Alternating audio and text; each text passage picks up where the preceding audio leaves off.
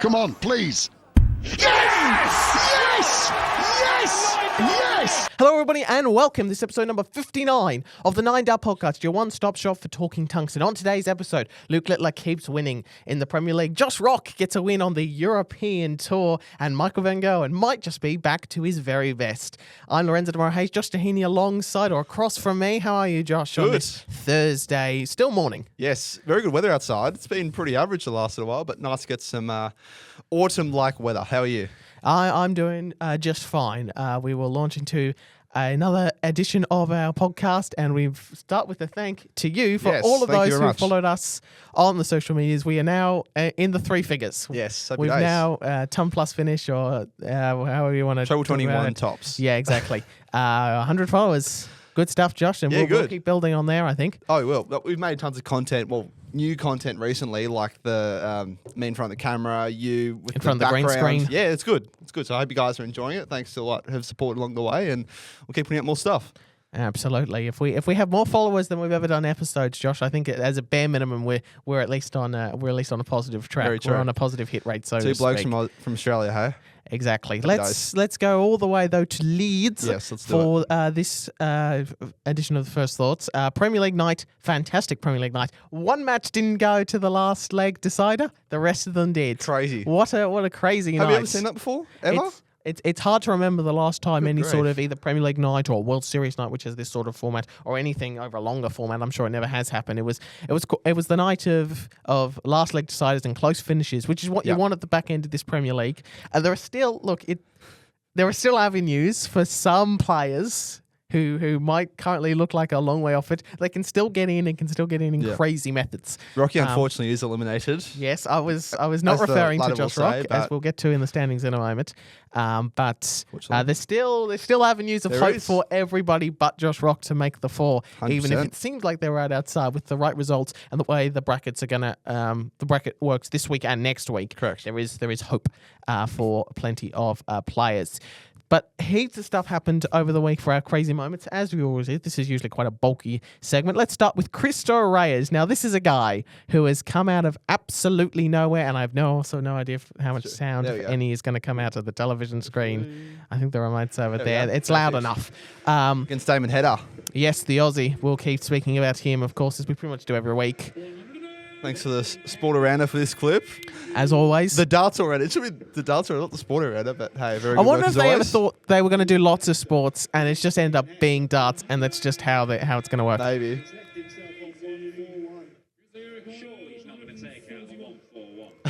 Foreshadowing. And he's first on a big stage. And he's first for more than a decade. Oh. He's a magic for the And he loves it. And Reyes is as good as ever.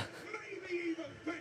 You got a lot from Great Dan commentary Dawson as as well. well. He knew all third 9 data, first on a big stage, first Great in a knowledge. decade. He comes together Wow. and he really knows all the stats that you need to know. Dan Dawson, he's the number one man in that regard. 100%. So, and to do that in the commentary and to sync it as well with the 3 darts of the Under pressure outshot, and all. Yeah. it was excellent stuff. Very and good. Cristo Reyes, Well played. speaking of pressure, nailed the 9 as well. So the great stuff all round. Cristo Reyes hitting a 9 data on the European tour. Yes. Kim Huybrechts is having quite the start to the season. He is. And is maybe yet still, that conversation of the World Match Play race is still tightening up all the time. He hit a 9 data as part of Players Championship 16. We'll get to the That's winners nice. later. Yeah. But a man who had an extraordinary day on the Pro Tour on the Tuesday was Michael Van Gerwen. 122.34. If you showed me these numbers, I would have assumed it was like 2016. Oh, yeah. Like this was the level Michael Van Gerwen was producing on a semi-regular basis at the time. 12, 12, 15, 11, 12, 13, 11. Shindy didn't even get a darted double in the entire match, and Yeah. he was leaving makeable finishes. Not sure if you can see behind me, but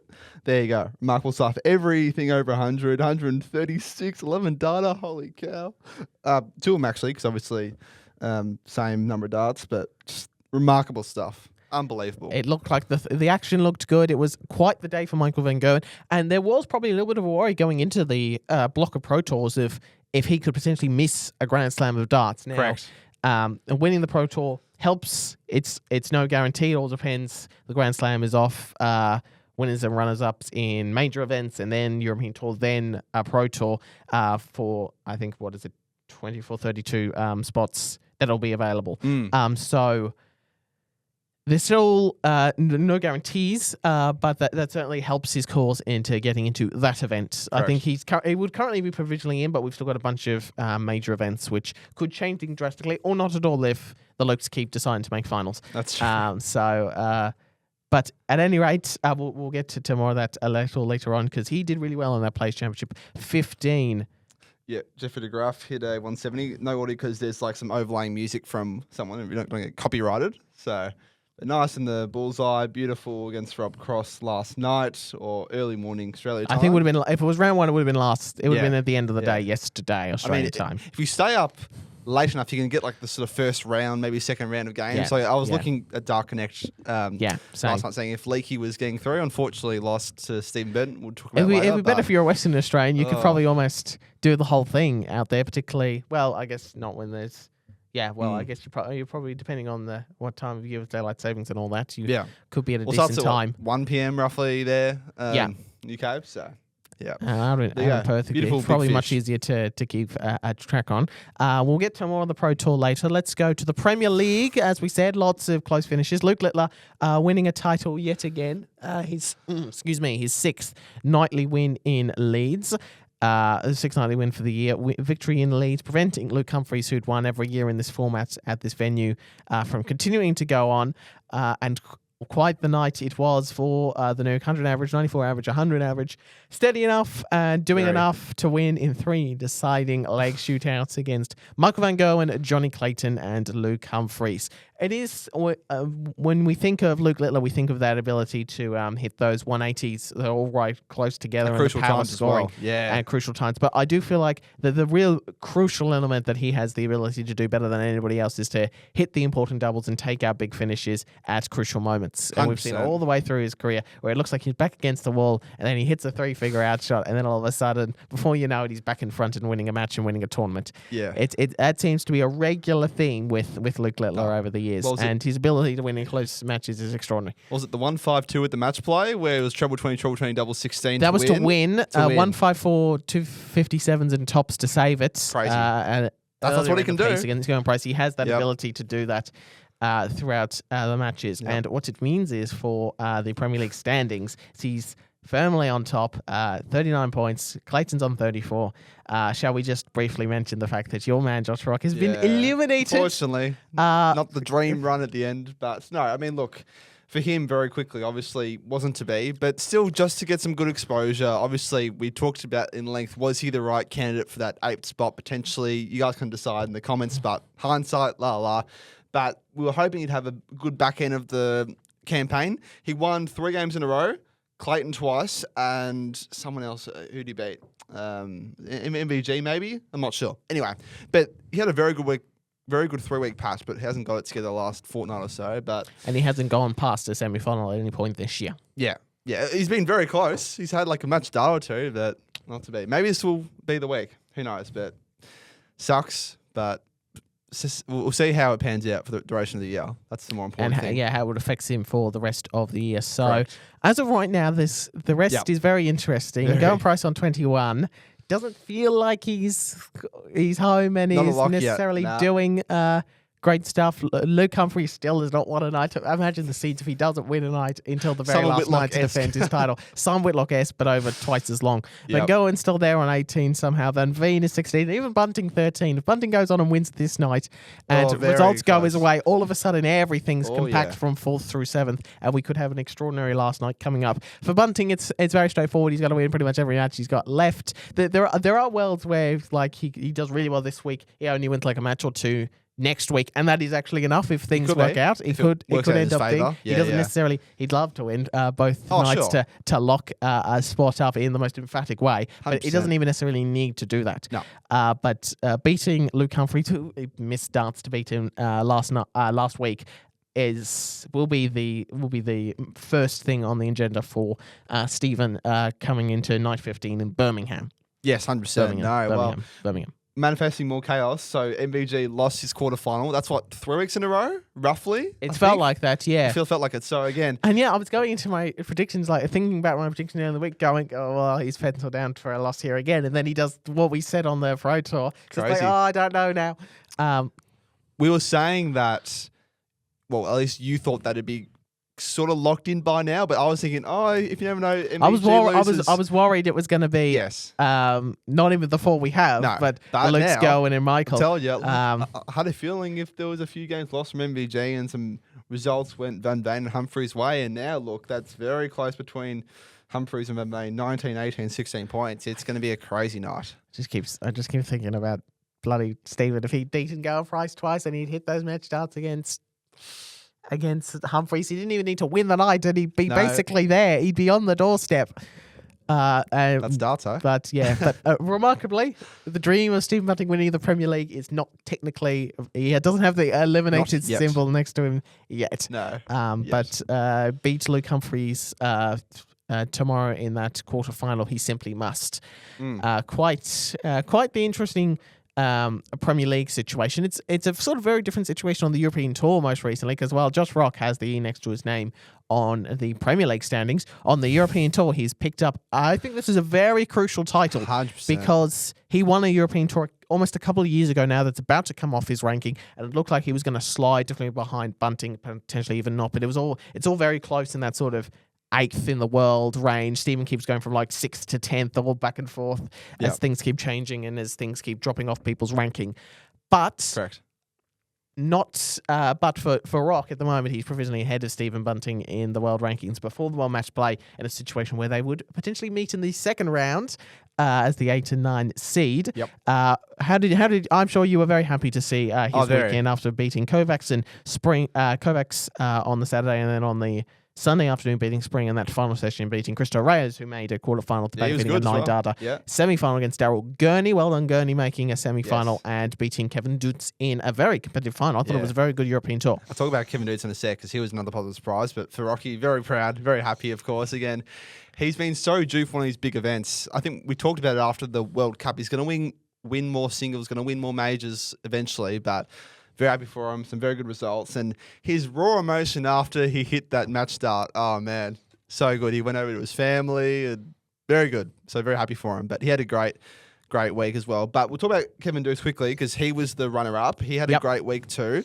Very good averages, very competitive, and I thought he was superb as well. Yeah, I thought similarly with someone like Daryl Gurney. I think Rob Cross was the other semi-finalist. There were a lot of guys who went to the back end of this European tour and played well throughout the weekend, who kind of needed wins, particularly with that World Match Play race so enticing as it is right now. So, there's quite a few in the positive surprise department that really did who really needed big weekends and did so, or have been promising big things. Someone like Kevin Doets has been not far away recently. But yeah, for Rocky, you talk about the emotion. It was just the struggle of not getting going in a Premier League for time and time again, and you know, who knows what happened if he didn't use that particular soap in Antwerp. So who knows? We might have the most extraordinary finish to the Premier League if we do that, combined with Stephen hitting a few more of his match starts. We could have had like 6 guys fighting over 2 spots or within 3 points of one another. It could have been amazing. And nevertheless, that didn't happen. But I was a little bit worried that what was happening in the Premier League was going to start affecting him elsewhere. This is a sign that it hasn't done that, though we shall see. We can only truly see in 3, 6, 9 months' time whether or not it has in any way affected him. But this is a sign that it might not have. Yeah, which is good for Rock and his legions of supporters. It's very good. No, it's good. Very impressed, very proud, and see what the rest of 2026 holds for him, especially these big majors coming up and the World Cup. And especially the World Cup, where he will enter with Daryl Gurney as the defending champion. Come in the second round because he's seeded.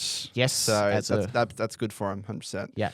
Right. We had some more whistling incidents during the week of play, and Dan Dawson was having an interesting weekend. He called Cristo Reyes' 9-darter well. He had he hugged Mensa Sulovic, who also had some interesting comments during the week on players missing tournaments and how he wasn't happy with the fact that players were missing tournaments means he was losing to guys who shouldn't have been in the tournament, which says more about Mensa than it does about the players skipping tournaments. But he had an interesting weekend. Mensa Sulovic is another one. But Dan Dawson had an interesting weekend, and he said this to the crowd very definitively. Do not whistle when the players are throwing, right? You want to see good darts? If somebody's whistling, tell security. If they're near you, tell one of these lads they will get chucked out. You want to see these guys hit 100 averages and 9-darters? Don't make it harder for him. Thank you very much, Grab. Just... So classy. So classy. Hugh Ware also said something throughout the weekend, but Dan Dawson was the main one. I couldn't find the footage. But I made that reel like 2 weeks ago. It did really well. And then what? They just didn't look at it? Clearly not. They're clearly not. It goes well. We only have 100 followers, Josh. If more people from Gratz were following the 9 Dart podcast, they would have been fully over the don't whistle policy that a lot of darts people in media have at the moment. So we knew that. That was, so as disappointing as it was also quite funny. No, that's true. Someone else who's been quite disappointing, and it's really becoming a thing now, is Ricardo Pietrezko, and this is our great debate. I feel like there's a couple of different angles I have here. So I'm going to ask you, you already said your question, should Ricardo Pietrezko pull out of the World Cup? And I'm going to respond by slightly tweaking the question to something else. But you go first. Should Ricardo Pietrezko pull out of the World Cup? Currently the German number two, with the one alone being Niko Springer. He's having massive dartitis issues. His averages now are below 70. We saw it continue to play out on the European Tour and the Pro Tour block as well. Should Pikachu pull out of the World Cup? I'm struggling to work out what word I'm going to use to describe him. Short answer, yes. I think it's going to cause him too much angst, too much trouble, and I think he just needs to take some time away from the game. Well, actually, I'll pose a question back quickly. Should you play through this dartitis problem, or should you take a little break to sort it out, get your headspace right, and then return to the game? Well, very quick question. It depends what you're doing during that time. You can not show up to European tours or pro tours and still be throwing darts on a regular basis. Correct. Just by yourself, or you find or you do a practice session with somebody, with a coach or another professional, and work with it that way, just away from the scene. So that's very different from putting the darts down, not touching them for 3 weeks, and then trying to pick them up again. Luke Littler can do that and win tournaments on the World Series, but most people probably can't do that. So there's that element. We are in agreement that Ricardo Pietrezko should pull out of the World Cup. The question I want to pose is, will he pull out of the World Cup? And if he does miss out, I think it might be more a PDC director than anything else if the PDC bothered to actually say that. We had the same thing with Jules Van Dongen last year, who made the USA no chance of getting out of their group, and they didn't get out of their group despite being the CEDA nation there, or a big name nation there. Both CDC nations, Canada and the US, had a shocking World Cup last year, which I did predict going into it, by the way. And so, and we'll talk about more of this when we get to the World Cup in the latest news as well. Correct. There is a lot of nations here where, I'm not so sure where they're at, especially with the pairing that they do have, because some nations don't have the pairings we were necessarily expecting. Correct. I do, if I had to, I would be surprised if Ricardo himself pulled out.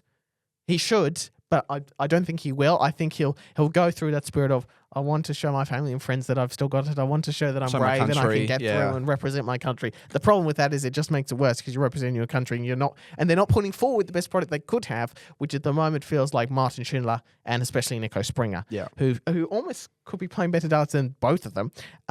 Even though he's had an interesting patch of form at the start of this year, though he did beat Vessel Nyman 6-0 on the European Tour over the weekend out of absolutely nowhere. Exactly right. He was one I also wanted to throw in earlier talking about the European Tour, because that was unbelievable that he did that. Would we both suggest that Niko Springer is in better form than Ricardo at the moment? Definitely Pikachu, absolutely. Maybe even the Wall. Should he pull out of the World Cup? Yes, absolutely, because he's struggling, and some time away, maybe throwing darts, but not on a stage, not in a ranking event. I know the World Cup is in a ranking event, but it's on the stage.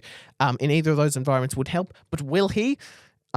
Dart players try to get through and they try and battle through. We see Peter Wright still like, I'm going to make the match play. Don't you? Just you watch me. Inevitably, he won't make the world match play. He's hopelessly away from that. So the dart player is very stubborn and wants to fight through his individual battles and prove to himself and everybody else that he's still got it. The best thing for Pikachu is not to play this World Cup, assuming... Now, if things turn around in the next month and he's able to find a counter for his dartitis issue, then this might be a different conversation, and we might be like, well, no, fair enough. It's just on a month now from it commencing. So that decision shouldn't be made right now. But home crowd as well. Yeah, What you could do, and this you could be a little bit sneaky here, you could wait for the draw to happen, then pull out, because that way Germany, their seeding wouldn't be affected. So you could be very sneaky there, and you could still be So the seeding would change, as we'll see in the moment when we get to the World Cup. Yeah. If you pull out before, or there's a change of pairing before the draw, they change the seeding. But if it's after the draw, they just kind of leave it. Okay. So you could be a little bit sneaky there and still wait. No, I'm definitely playing. I definitely want to play. And then 3 days before the tournament, nah, Niko, off you go. So Maybe. that's the other thing. So there's that is an option as well for Pikachu, but should he represent Germany at this edition of the World Cup? His current state, no. If things get a little bit better, maybe he's averaging sort of 80-ish on a sort of regular basis. Like, well, that's not amazing, but you're still that's fine enough. That might still be able to beat. If you draw Trinidad and Tobago and Singapore, they might be able to beat them. Pulling into 9 data against them. Unless Paulie rolls back the years. But no good. It's something that I feel like that will almost certainly have to be forced upon him, because I don't see the professional darts player probably doesn't want to pull out of such a tournament of such special importance. Oh, of course. But it might have to be the best thing. And given what happened last year with Van Dongen and the USA, it feels like something the PDC needs to really go. No, we can't have you. Unfortunately, Ricardo, we'd love to have you. You have technically earned your right, but for the benefit of the tournament, especially given this, it will be in front of the home crowd, and they would be absolutely deflated if they went out in the group stage and games took half as long because Ricardo was really struggling. So here's another thought. Now this has never happened. There would have to be some sort of provision. What if? Because who knows if something was to happen, if a pairing was there and then one of them got injured or wanted to rush back home for personal matters or that sort of thing, would you have to withdraw the whole team? Could you bring in a substitute? Is that an option? And given it's in Germany, you would think Niko Springer might be around somewhere. I think so. He could play a match, realize he's really not up to it, and then do a substitute sort of thing. Is that it's never happened before, but you would have to imagine there would be something in the PDC's bylaws somewhere if a player had to, for whatever reason, one of the pairing had to withdraw from the tournament. They'd probably knock out the nation as a whole, but you could easily get in a substitute possibly. It's not a ranking event, so it doesn't affect that. It doesn't affect any prize money or whatever. Towards them personally. We're throwing out a lot of ideas here. Lots of ideas. Probably won't even possibly happen. Oh, I don't know. But never know.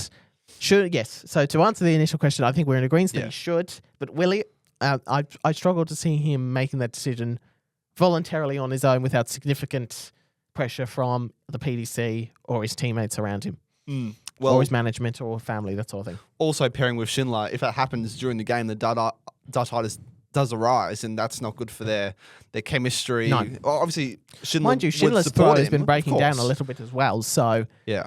But in terms of their chemistry and also their performance, it would do more harm than good, I think, personally. Absolutely, But we'll see. Hopefully, he can fix it prior to the event, but if he pulls out, then understandable. But all the best for you, because Dartitis sucks. Yeah, it does. What we want more than anything else is for the German team to be able to give their 100%. Yes, absolutely. In front of their home crowd at the World Cup of Darts. An important tournament, given you don't usually represent your country, particularly at the PDC sort of level. So to do it and to do it with a partner alongside you is important. So we will see. We'll see what he decides to do. If he chooses to plow on, if he's able to find some sort of counter to it, it's fine. And we'll see if he does pull out. If it feels like a voluntary move, or it's kind of at the insistence of everybody else. That's true. It's sort of a wait and see for at least 2 weeks. And there is still a very good chance, actually, the more I think about it, that he might do the sneaky thing of waiting until after the draw so it doesn't affect the Germany seat, which would be sneaky, but totally done. Gordon Price did it a few years ago when he pulled out for Wales. Yeah, sure. Yeah. All right. I know if you just are this week or a Volcanzo, where it's a thinner version of the 9 Dart podcast for you this week. Danny Baggish is in a bit of. This is an interesting one. This feels a little bit more iffy. Then sometimes you get match fixing or spot fixing cases where it feels like, yes, this is that's fairly obvious that looked like what happened. Here I'm less convinced. So this all started when Modus announced that Danny Baggish would not be taking part in finals night. Finals night. He won the group. He won. He won Group A. He said he wouldn't be playing for, and the reason they put was reasons out of our control. Well, yeah. On next slide, they've got the official statement here. Yeah. It's a bit grainy, the image, but yeah, regardless, mentioned be cooperating fully with the DRA. Yeah, well, this statement was actually this was time. as when the DRA actually made when he actually didn't participate in that finals night. It was it was a different wording, but it was the DRA. The Darts Regulation Authority has suspended Danny Baggish for attending or competing in DRA events while under investigation for suspicious betting on the no 180s market, which is an interesting, very niche, very specific thing you have bet on. Danny Baggish has the right to appeal. So not matches, not outcomes of matches, not even how many legs he'd won or anything like that. It's specifically 180s. There's a few instances. It's just, and it's during just like one day of play, where there was one. It was that one day of play. It was he didn't hit any 180s. He hit a few 177s and actually hit a 177 back to back. Even though the line looked okay, and there were a few darts that were the ones there on the right, which were a bit astray, fair to say. But there was that one there on the left, which looks like a pretty good effort. Baggish himself said on that's Facebook, I've obviously been battling this ongoing allegation. I won't say anything just yet, but won't lay down over assumption. This is all okay. I'm okay with the messages and questions. I have nothing to hide. Thank you. Which is an interesting statement. Dom Taylor sort of said a similar sort of thing right before he got his second suspension as well. But that doesn't necessarily mean Baggish is in the wrong here at all. This feels a little bit more... it feels less likely than some of the other ones they've had at Modus. Yeah. Just because it's a very niche thing. There's plenty of reasons why a player might wish to. It might look good, but when you're up there on the oche, you've got to make a split-second decision whether you keep throw a target or change. Maybe you just naturally felt it. Maybe those two darts really were just poorly thrown, and that just sometimes happens. So it's an ongoing thing. We wait to see in what year the DRA decides to make their announcements. I'm guessing 2032, Josh, is when the DRA will actually announce when the conclusion of this investigation. Any earlier would be ahead of time for the DRA. Thoughts, comments, anything you wanted to say? Interesting. Well, FL Popo on X was saying, 3 1As on the first day, 8 on the third day, and just attempts on the second day, throwing regularly at 19. So, I mean, it depends how you're feeling. If you're feeling that you're strong on the 19s and that's actually setting up for, an outcome that you want to have, like a checkout or whatever, and that makes sense. But yeah, it's an interesting one. Obviously, we don't like match fixing or spot fixing, but the evidence to me doesn't feel conclusive enough yet. Not yet, no. Especially that first one on the top left. Like anyway. But again, he's put a comment out on Facebook. He's got nothing to hide. There's no suspicion. He's denying the allegations as they all do. But this isn't the first case that's happened before. No. Prakash Dua, he did it. Andy Jenkins, he had like a $10,000 fine or something ridiculous. Yeah, big suspension. And Leighton Bennett. Yeah. Where it was blatantly obvious, that one. It was hit darts at double 16, falling like right below the actual board itself. So that was obvious. But yeah, unfortunately, it's not the first case at Modus. It's not good. It's not good that these allegations keep coming, even though I have said several times, and so has other people, if your sport has gone through a long, long period where you haven't had any incidents of match fixing, spots fixing, drug violations or anything like that, I would argue that it has nothing to do with the fact that it isn't happening. It's the fact that you're probably not doing a good enough job of catching it or investigating alleged incidents of it. So in that case, I don't think it is I think it is good that that things are being looked into. Yep. This feels a little bit interesting and different. And it was the end day. It didn't hit any 180s, but we shall see if there's any stronger evidence for it. Yeah, well, I think the main red flag is the wagering on the market and how much money people are putting onto it, because we know darts bookmakers can be really weird on how they don't know stuff sometimes. But when it's an event like Modus, money onto this outcome is the opposite, I guess that's the red flag. But Yep. we'll find out. That's a case emerging. For sure. Let's go back to the Pro Tour. Yes. Michael Van Gogh, just back to his best. Extraordinary stuff. We already spoke about the 122 average. Good grief. But after a slower, sort of sluggish start to the day, particularly that second round where he only averaged Second round. 86, Yep. I went back up those last 4 matches over 10 plus averages. 101, 102, beating Bo Greaves again. 122 as Good to see already her make a mentioned. quarterfinal. Yes, and 106.57 in the final. Stunning stuff against Dirk van Duijvenbode. Yep. Yes, your man. A big tournament for the Dutch players. Big couple of Dutch darts is just their top players at the moment are just playing extremely well. Ken van Dijk made a top 16 as well. Yep. Good to see him in some form. Is Van Gogh back, Josh? This is the question we have to ask every time he even so much as gets close to winning a tournament or wins a tournament. Is he back, Josh? Are we back to going to his see vintage the self? old vintage Van The Gogh? old- Is he going to be challenging? Is he going to be winning the World Match Play this year? The 123.4, 17 perfect dart type stuff. Are we going to see that version of Van Gogh again? I hope Joshy? so. Everyone wants to see it, but will we? I hope so. But will we? I don't know. It don't- Try an answer for you. I don't have an answer for you. I don't think it's. I think these things are more Temporary? temporary. I don't think these are quite as regular. He's still in a big hole at the moment where he'd be outside the top 16 if he was if on the tour card race for the end of the year. It would still. I wouldn't have any doubt in my mind that even if things went really poorly, he would still be picked for the Premier League, which would inevitably open up a lot of questions for the PDC.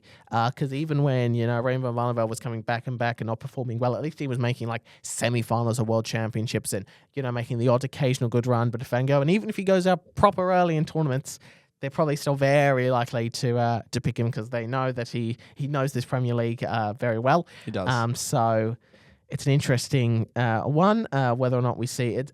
This one match play, I feel, is really important for Van Gogh because he made the final last year. He just needs to get a few wins, and it could be proper scrappy, terrible stuff. Yep. It could be closer to that low 80s, high 80s sort of things. But as long as he's Early 90s winning even, a few matches, then that'll do him at the moment. Well, I think the results is almost more important than Van Gogh at the moment, even though things are a bit all over the place. So, but Van Gogh won a title. That should hopefully boost his confidence for trying to at least make the final 4 of the Premier League night, where he will no doubt have the confidence that he can still win the tournament for an extraordinarily 8th time. Well, he's lost a few games in a row, so needs to get up. But someone who's been going well. Yes, it's time for the showing off of the thumb. Goldfinger. Oh, yes. Andrew Gilding winning a Pro Tour event in the year 2026. His first one ever? Or has he got as a Pro Tour, maybe. Yeah, He won a I UK think I saw Open, so somewhere. he's won a title. Yeah. It might be his first Pro Tour, Yeah. might be his first floor title or title that wasn't that UK Open run. If so, very good. At any rate, it's a fantastic achievement. 100%. 102 average there against Dirk van Duijvenbode in the last 32. A run, 103 average there against Joe Hunt in the quarterfinal, and just about 100 average beating Jonny Clayton, who's been tough to beat this year in the final. Great stuff to see. Goldfinger is just a classic. I'm just going to focus on throwing darts and nothing else. Circumstance. That's just the way he goes about his business. And no BS mentality, just... No. Yeah, There's that's all there's no mind games or anything. He's just the only mind game is people getting distracted by the thumb every time he hits a 180. It's fantastic stuff. And, he was so good at the World Match Play last year. He beat Damo. He gave Luke Littler a proper game in the quarterfinal. He did, yeah. So this pretty much now we can say Andrew Gilding back at Blackpool after it was looking a little bit dodgy there for a while, only a few weeks and a few months ago, that he might not be able to crack in on that Pro Tour of merit. But a much needed Pro Tour title means we should see Andrew Gilding at 15K Blackpool. 15K to his prize money. So I think that'll do. Yeah, that should do pretty him. much get him in. Yeah. Yeah, absolutely. A few other things out of the Pro Tour. Firstly, Stephen Bunting made a semi-final in the first event and a quarter-final in the second event, so he had some promising runs. Now we go into, this is now just a regular segment, the Australian segment of the Nine Dart Podcast. Of course. Well, we should have our Aussie flag when it's at the chatty camps, but I will get a new one so people know, but this is an Australian podcast. Yeah. Yes, nominally, an Australian channel, nominally. Yes. 15 wasn't great a couple nights ago. Lost to Bo Greaves. Obviously, Bo Greaves is an elite player, and she should be in these. She lost in the second round to Stephen Bunting, though, Bo, in Play Championship 16. But Leakey lost 6-2 to Karen Menzies, so wasn't great in that one. But obviously, Menzies is a great player as well. Damo made a good run here. Got to the top 16, lost against Gabriel Clemens. Leak lost 6-1 to Stephen Burton. Average 91, so not too bad. Damo beat Charlie Manby, top 64, beating Menzies. So some good names there Some good stuff and some to good get some average. wins and 94, even 95, play. 93.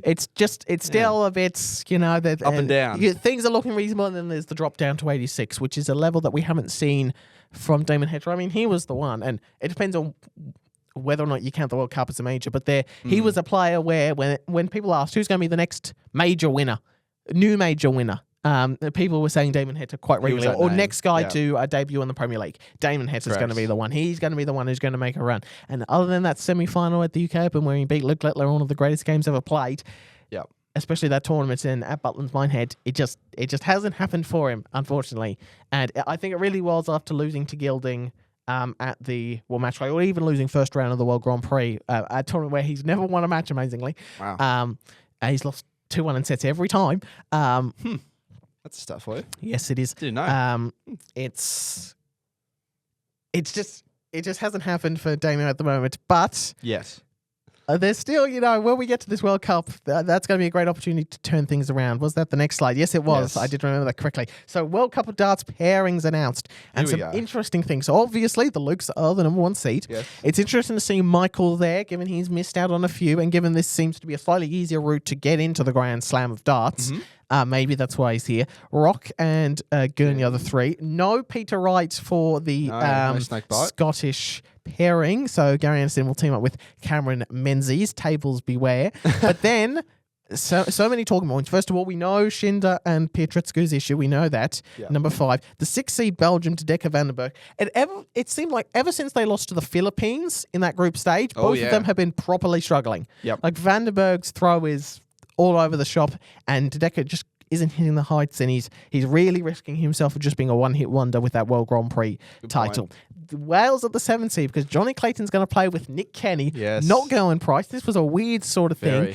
Very. It was initially said, or initially implied that maybe some injuries is the reason why Gowan Price is going to not be there, but then he posted to his Instagram story, Yeah. no, it's not because of injuries. it pretty clear. I just think he just can't be bothered. I think Yeah, in a way, that's Gowan yeah. Price's Mentality. mentality at the moment.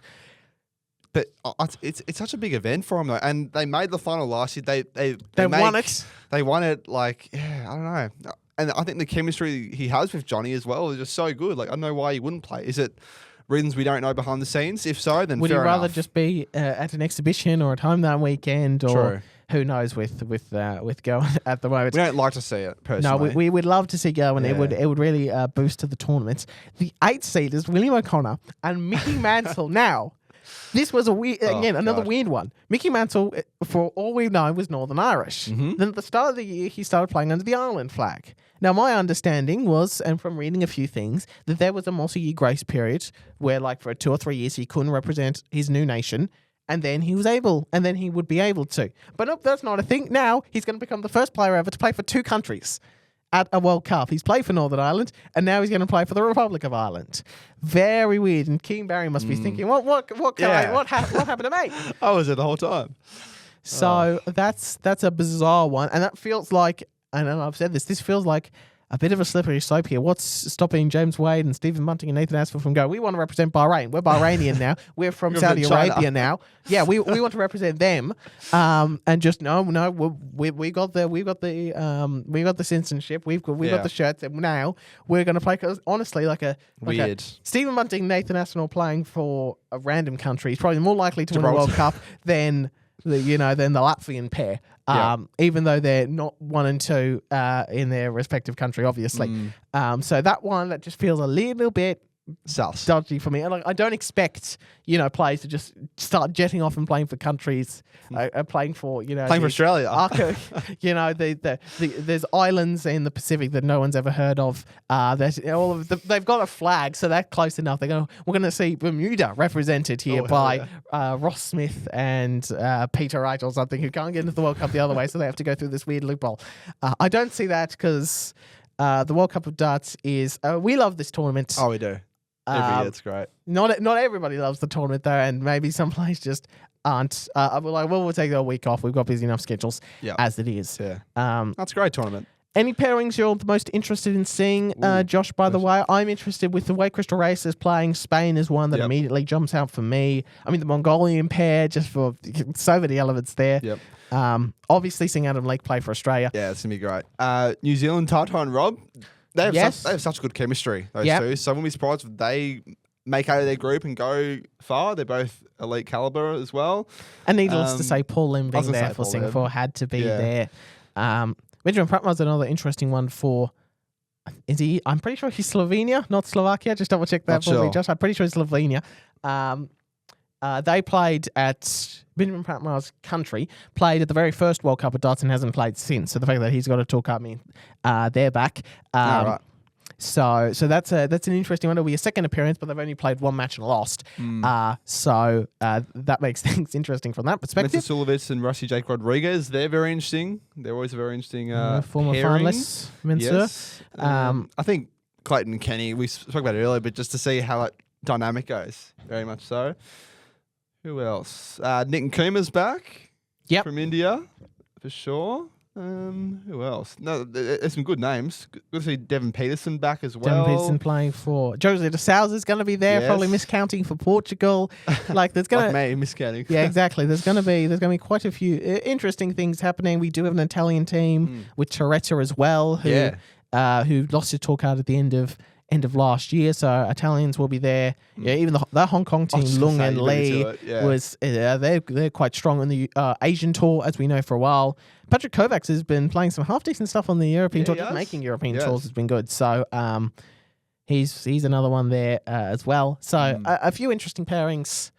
I think all the debutant countries as well. It's gonna be great to see them on the world stage, to make themselves proud and also their country proud, you know? So that'd be really good to see in front of the cameras. I also, but I do think, just going back to the top, I feel like there's a lot of those seeds. If the Germans are no good, if the Belgians are no good, the Australians are a bit of unknown. Because Adam Leake, did you know, here's another fun fact for you, Josh. Adam Leake is undefeated on a PDC stage. He's only played the one match, but he's technically undefeated on like a PDC stage. In the UK Open. UK Open second stage. Who did he beat count again? that as a stage. Who did he beat a first-year tour card holder from Scotland, whose name I cannot remember. Was it David Sharp? Is that his name? I can't remember now. It was a Scot. That's the only footage we've seen of the guy. Yeah, the only footage we've seen of him. 16 events in, play championship, still no stream board. I was trying to work this one into the podcast at some point. Just trying to reel you up, get you going. Reel you in. You have reeled me in. And I've Dalton Nev, one of our good friends, he's been on his Instagram story. Oh, will today be the day? Will today be the day? And no, he's gonna eat a leek now. You see on his story, if he doesn't go, he's gonna eat a raw leek. Yeah, because what we're waiting for is peak leak, and when peak leak comes along at the World Cup, hashtag peak leak. When that happens at the World Cup, then things will be properly special. It will be. Yeah. I do think, though, Australia's interesting because I think there will be a lot of people going, well, you know, Adam Leake's probably not as good as Simon Whitlock and Damon Hunter's not playing as well. But I do think Damon Hunter will really want to live for playing for Australia. And I think we've seen Adam Leake is better on a stage. So I don't think that gives us a little bit more of a chance than maybe some people, you know, on the other side of the world might go, well, you know, Hunter's not playing very well. We haven't seen much of Leake, so who knows? But I do think Leake's a better stage player. Hunter will want to be at his best playing for Australia. Sure. So we might be a slightly better chance than other people might think that we are. Very interesting to see who our group is. Yeah, as well. That's the other thing. Like, you look at these names and go, well, if we get, you know, Mongolia and Japan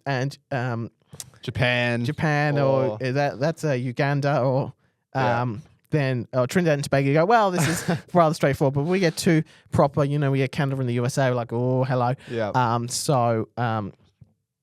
Or the Philippines and who would be another decent one there who's not a siege, maybe France as well. So I think the groups will be interesting because there are some seeds that don't look confident right now. Things could change between now and when we start, and the groups could also make things difficult. It's like, well, we don't expect them to do much, but they should at least beat the two nations they've got in their group. So all to be decided there. Indeed. And these were the big stories. Gerwyn Price missing the PDC World Cup, and Mickey Mansell is going to represent the Republic of Ireland, despite previously representing Northern Ireland most recently in 2015. Courtesy of Online Darts. Yes. hopefully this tweet will load up. Thank you, Connor Kane. This was actually a couple of weeks ago, but I just want to mention it because I find it fascinating. Saudi Arabia, with the whole geopolitical circumstances at the moment, they are now pulling out funding of snooker and pool and golf and a lot of sports now. They're kind of, Live Golf's in an interesting circumstance now with the Saudi money seemingly not being there at the moment. So we've gone from a situation where everyone just kind of assumed, well, at some point, Saudi Arabia is going to be hosting a big major event or something. And now, who knows if we get another Saudi Arabia Darts Masters, particularly if the war in the Middle East is still going on by the time, the PDC's calendar comes out. That's usually like at the start of September. So it's not even like, well, I guess they did do when the World Series fixtures were announced, they did have like a fixtures TBC sort of thing, but nothing's really come of that. So it's an interesting one, and the World Series might look very different next year if all we really have is that Nordic Darts Masters, which doesn't really count as World Series because it's Europe, the US, Australia, and New Zealand. Like, they might be the only ones we've got left here. If Bahrain and Saudi is just too dangerous to go to, and Saudi Arabia is just pooling funding from sports left, right, and centre. I've tried to do a bit of reading on this. Amazingly, to everyone's surprise, darts is not big enough for them to be mentioned in a lot of these articles. Like, I mentioned seeing things about golf and soccer, but not much about darts, even though they did just recently start a tournament. So, maybe it was on the Riyadh season or whatever they call it. So it was there. So this is one that I'm looking at with great interest to see whether or not we're back to the Middle East at the start of the year. What that does with things like, do they shuffle around the Premier League a little bit? Do they try and put things in there? Do they just take that January basically off? What do they do to the World Series? Do the World Series events become effectively Euro Tour events, and we get a whole rebranding of the European Tour to be an international tour, which also includes events in the US, New Zealand, and Australia? Yep. Do they try and do we go to Africa at long last? And is Peter Ratturi going to play on a World Series stage? Do we go to South America? Do we go maybe more to Asia proper with Japan and Singapore for next year's World Series, and countries like that in the Philippines? So that's an interesting one to look out for, and I'm sure the PDC is behind the stage thinking about that very carefully with their fixture. While I'm talking about fixture, Josh, I just want to remind everybody that ADA event coming up this weekend, and we have not heard anything on the ANZ Premier League as of yet. It'd be so fitting if it was to be announced this weekend, hey? But who knows? It would actually it would be a perfect time to do it. 100%. Tournament going on. This is part of the qualification for ANZ Premier League. Melbourne, John Cain Arena. Date, a time where you and I can both get there. Yep. Right, let's wrap up the show. The week ahead, Premier League, night 15 from Birmingham. Let's just go straight into the predictions, Josh. Yep. First quarterfinal, Josh Rock, Jan van Veen. Big game for Jan van Veen. Yes, it is. He's in a little sminny, that half of the bracket could open up for him, I think. Yep. Rocky, obviously, just playing for his own personal pride at this point. Personal pride. Jan van Veen, 6-4. All right, I was actually expecting you to go, well, he's got nothing to lose, so he's going to come out there and knock you over. But even the Rock fan is not I did think of that, confidence. but I think just the way that Jan van Veen needs to get moving to get that finals night spot. So I agree. I'm going to go Van Veen by 6 legs to 3, though. 6-3. I'll make it a little bit more one-sided. Okay. Now, this is a match that I keep chopping and changing my opinion on. Gerwyn Price and Michael Van Gerwen. Before the Pro Tour block, I was like, yeah, Gerwyn Price wins this 6-2 or 6-3, move on. But now, after Van Gerwen averaged 122 a game, now I'm not so sure. Well, again, it's huge for... I just kind of want to go... I want you to go first and then go opposite of whatever you do. Boring.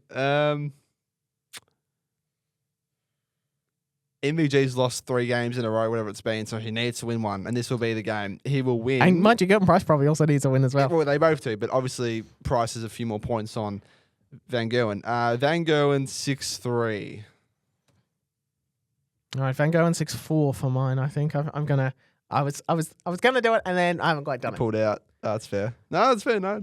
Luke Humphries and Stephen Bunting. Huge game. Oh, must win for huge Stephen. game for both of them as well. And Luke Humphries can still very much lose this match and still make finals night, but it does make things more interesting, especially if events go that way, as my battery is probably running low now. So let's quickly wrap this up, Josh. Humphries 6-4.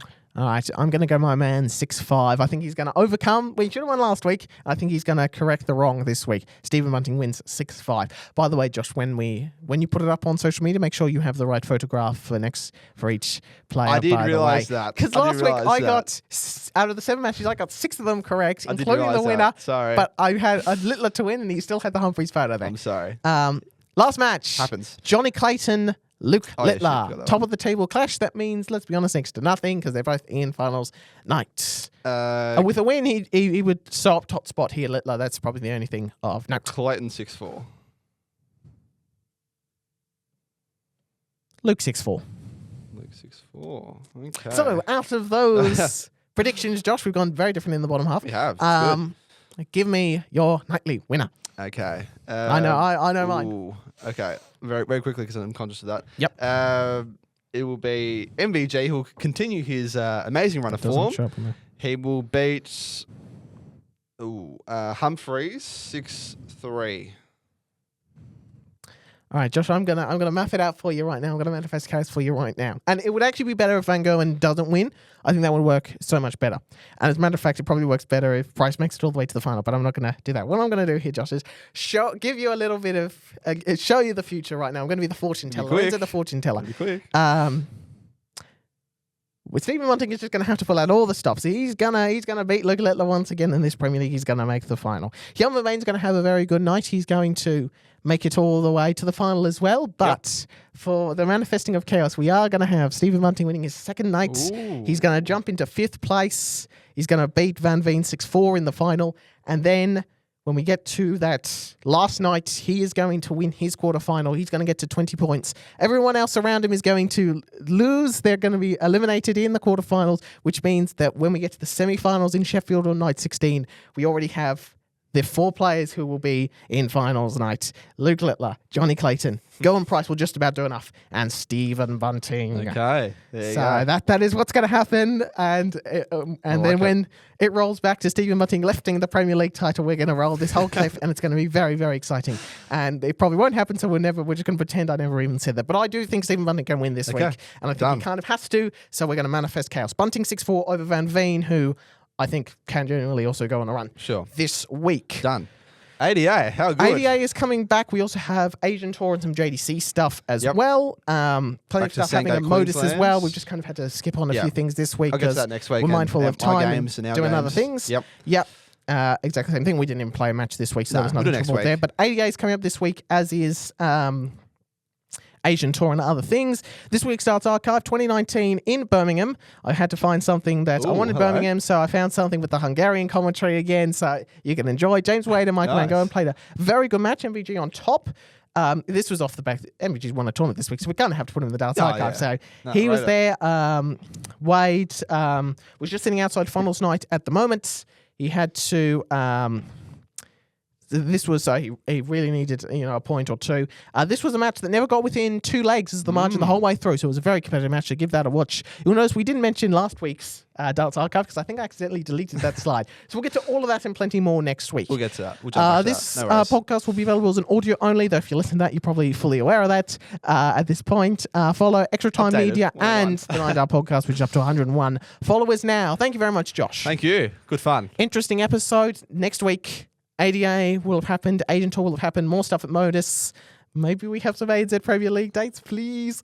And hopefully, we see a bit more of Adelaide playing darts. That would be great as well. That'd be good. On the floor. And we will have one final night of the Premier League before finals night.